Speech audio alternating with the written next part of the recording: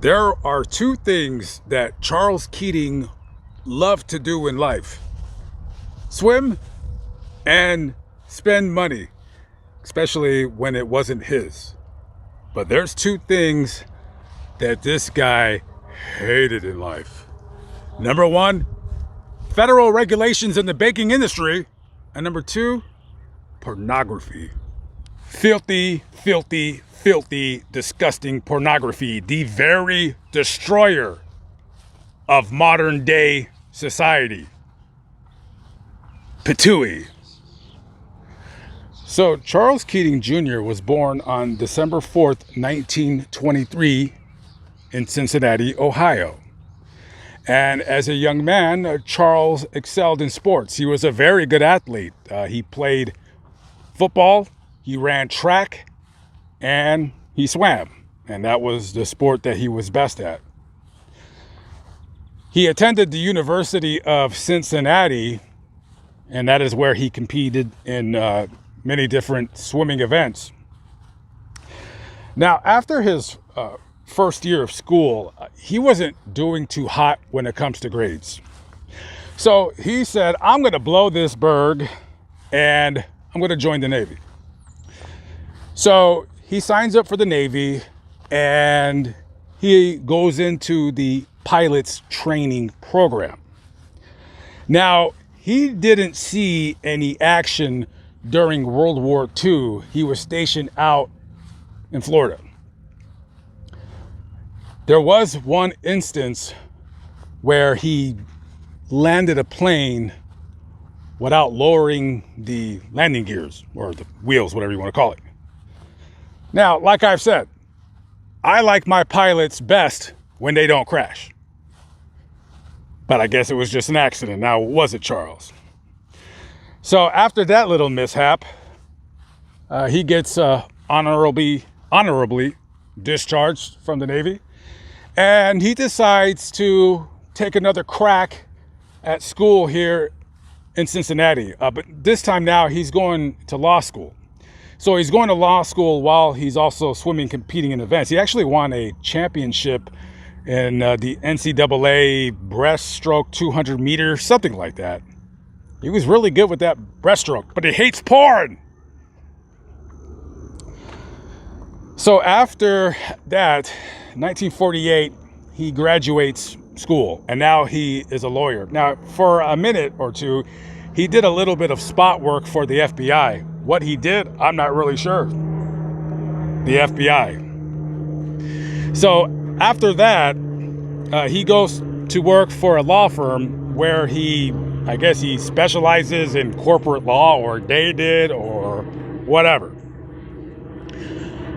But pornography, he really did not like it. He was a staunch Catholic and he hated porn. So much so that he became really famous in the area for being so anti-porn. I mean, he really hated it. As a matter of fact, in the mid-1950s, he testified before the House Judiciary Committee that pornography, not only is it bad morally, but he really focused in on the industry of mail order porn. Yeah, that's right, guys. You know, nowadays, porn is available literally at your fingertips. But back in the old days, when you wanted to watch porn, when you wanted to geek out, boy, nobody watched it because it didn't really exist. As a matter of fact, I might be working on a video in the future about porn's humbling beginnings. So he was telling the senators and all the congressmen about how bad porn is. He says, well, it's disgusting because you can order it in the mail. And one of the senators, boy, let me tell you, if I was a senator in 1956 and this guy is telling me that mail order porn is bad, I would have said, wait a minute. Wait, hold on. You're telling me that you could order it in the mail? Well, what the hell? You got me sneaking into all these disgusting movie theaters with their disgusting, sticky, nasty floors and other perverts all around me perving out. You mean to tell me that I've been going to these dilapidated dumps for over 20 years and I didn't even know that you could order it by mail? Where the hell have I been at all this time? But of course, I was not a politician in the 50s. I wasn't even alive then. So that story is actually not true. I fibbed. But I'm pretty sure a lot of those guys, that's what they were thinking. You know, after the committee's over, it's like, hey, Charles, real quick, do you have any addresses where these places that sell this filth is? But as Charles became more prominent, dealing with local and bigger, higher up politicians, state level, going into the federal level, he became more rich as a corporate lawyer. He had actually started his own law firm with his brother and a childhood friend of his. So, you know, you're moving into the 1960s where, you know, Charles Keating in the Cincinnati area, he's basically known as the anti-smut king, right? That's what makes him really well known. And President Richard Nixon at the time had made him the head of some anti-porn committee or something like that. I don't know. Who knows? So anyways, moving into the early 1980s, I want to say, what year was it? 1981. So by this time now, Charles Keating he's a multimillionaire and he's doing quite well. Now, normally when people are doing well in their lives and they got a stable career, they're making great money, most people just kind of stop. But this guy, well, he wanted to make more money, and I don't blame him, because people like that, you know, is what helps drive the economy. In 1984, Charles, along with a couple of other investors, or maybe just an entire investment group, so they get together about $51 million and they buy Lincoln Savings and Loan. Now, listen, I'm not a business person. I'd be lying to you if I told you I was. But savings and loan, similar to a bank, but they're more federally regulated. Like, they don't have the opportunities to make money with other people's money the way a normal bank would, right? So the savings and loan, you know, this person over here, they have $20,000, they want to save it, and they put it into the savings and loan, and then they provide with that money, you know, the money to get a home loan, and they make good money. Their profit margin is good, but you know, they're unable to take other people's money and really just kind of invest it into other things. That's about as good as I kind of understand it.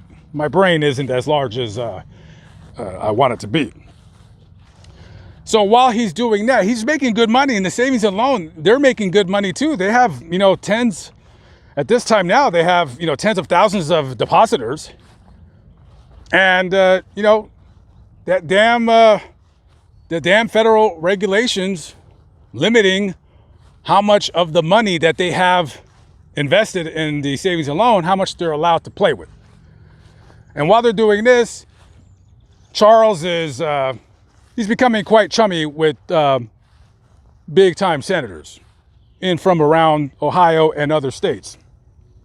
And he's also still campaigning against porn. Let's not forget that.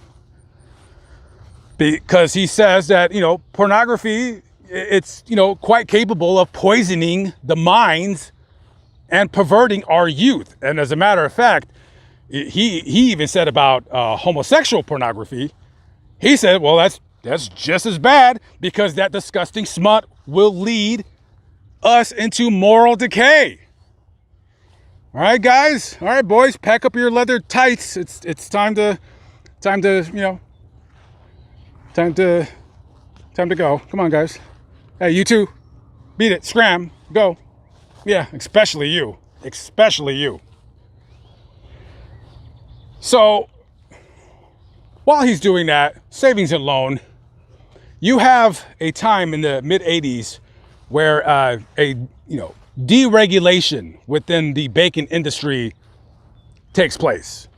Now, there's good things and bad things when it comes to deregulation.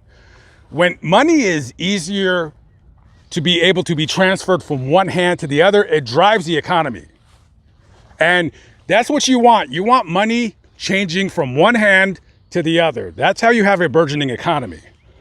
So because of the savings and loans, basically all the regulations are off to where now they can start taking their money, your money that you have vested, saved in their savings and loan, and you can kind of do whatever you want. So one of the ways that Charles made his fortune at the time was involved with real estate. Now, because of the deregulation, now they can start investing the tens of millions of dollars that's just sitting in their buildings, not doing anything for them. Well, now they can put it into what they call high risk, high reward things.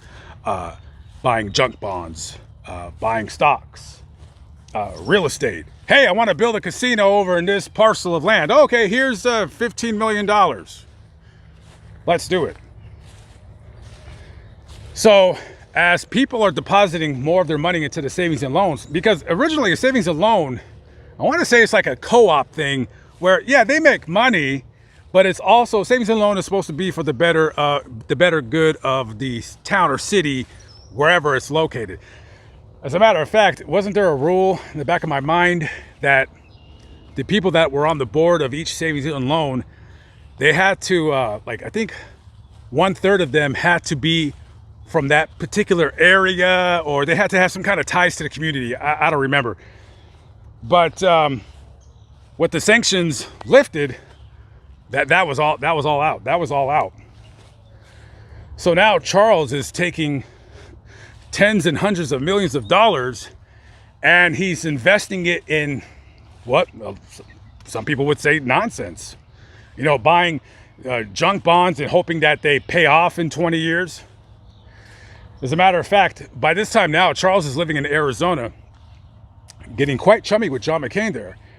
And $300 million of the money from the savings and loan, I don't want to say it was all 300 million, but he built this huge hotel / spa resort called the Phoenician. Maybe I'll do a video about that when I get out to Arizona one day. But the estimates of the construction costs far exceeded the original idea of how much it was going to be. $300 million in 1985 or 1986. That's a lot of money. And this is the kind of ridiculous thing he's doing with the money that people are entrusting him in the savings and loan. He basically used that company as his own wallet or his own piggy bank.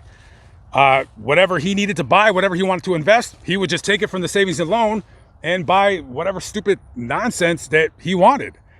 Real estate, houses, just a ridiculous thing. Not to get too far into the weeds about how the savings and loan works, and there's a certain time where you got to pay people their interest when they want to cash in their whatever. I could probably talk about this for about 2 hours because it gets a little bit dicey, it gets a little bit confusing, but basically this guy is running this savings and loan bank, whatever you want to call it. And while that savings and loan is competing with other banks for your money, he's taking your money and doing whatever the hell with it he wants. And sure, yeah, in the back of his mind, he's like, yeah, I'm covered by the feds, right? Everybody's money that is in a bank is covered by the FDIC. Well, with the savings and loan, it's the FSLIC, which is basically not the same governing body, but it's similar. And he just didn't care. So in 1987, the government is looking very hard at the Lincoln Savings and Loan. And as they're doing an audit, they're realizing that these guys, when they go through their books, in 1987, they have $135 million in unreported losses. And the cap that they were limited to in terms of what amount of money they could use in terms of using it for risky investments, They went over the cap, whatever the number was. They went over the cap by $600 million. Now, by this time now, the government, they're going to take over the savings and loan because they're going to make it insolvent. They're just going to basically scratch everything away. But because of Charles and his, the Keating Five, the 5 senators that he was very chummy with, giving them money, donating to their campaigns when they would run for re-election. One of them, one of the Keating Five, was John Glenn, the astronaut, the first man to orbit around the Earth. Oh, and John McCain. And Donald Regal. And Dennis Stoccancini. Oh, and Alan Cranston. He was from California. I remember his commercials as a kid. Alan Cranston. Alan Cranston. What the hell, Alan? So by this time now, these guys are kind of like, they're trying to like delay the inevitable. And they did for 2 years. Basically trying to keep the government at bay from, folding in on the Lincoln Savings and Loan. Well, eventually that wouldn't last too long because in 1989, the government foreclosed on the Lincoln Savings and Loan. And when all was said and done, there was 23,000 people that lost their money, didn't have nothing to show for nothing, and taxpayers are on the hook for $3.4 billion. And it's all because of one man, Charles Keating, who used that savings and loan as his wallet. Eventually, Charles Keating was indicted and charged with 73 felony counts, including wire fraud, bank fraud, fraud, and all kinds of stealing. Yeah, how's that for proper verbiage? Stealing. So eventually, Charles was sentenced to only 12 years in prison. That ain't bad, considering you cost the government about $3.4 billion. But honestly, I mean, the government's going to take that $3.4 billion and probably spend it on something stupid anyways. So he gets 12 years in prison. But because he has a lot of money still, and he's politically connected, he had his lawyers make out a deal while he was in prison to where he would, I guess, plead guilty to reduced charges and it would be time served. He had so much money, he literally bought his way out of prison. He literally bought his way out of prison.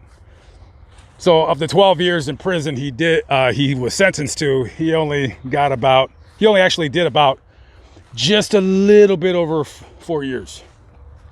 Just a little bit. And here's the final resting place of Charles Keating Jr.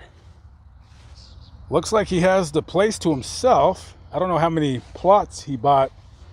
Yeah, but he's all by himself. He's got it all to the left and to the right. Yeah, see, in life, he wanted his own big spread, and in death, he got his own big spread.